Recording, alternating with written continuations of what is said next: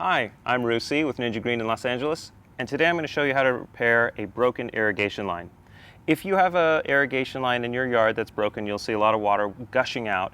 It's really important in order to conserve water to repair it as quickly as possible, and it's actually quite easy. The first thing you're going to need is a replacement section of pipe.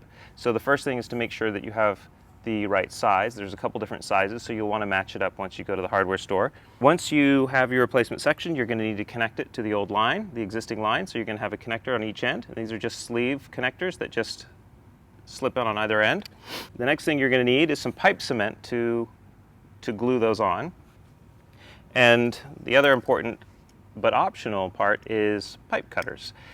These are fairly easy to use. They are ratchets, so you can cut right through a pipe quite easily. You can also use a hacksaw if you want to.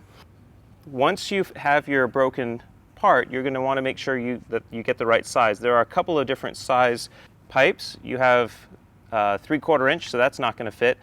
And in this case, we're using a 1/2 inch line that we discovered, so we're going to match it up at the hardware store, make sure we get the right size connectors. The first thing you're going to do is use your pipe cutters, get in a few inches past the break, and cut clean breaks on either side of where the broken pipe is. So you have nice clean ends.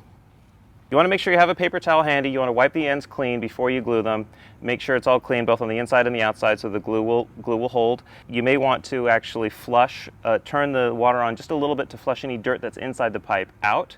Once you've got those clean ends, now what you're going to do is you're going to take your new section and match it up size-wise, get it as close to the length of the opening that you've cut as possible. Cut them and trim them down to size using your pipe cutters, and then use your glue to attach the connectors in, it doesn't really matter what order they go in. So in this case, I'm going to put the connector using the glue right into the fixed end of the broken line.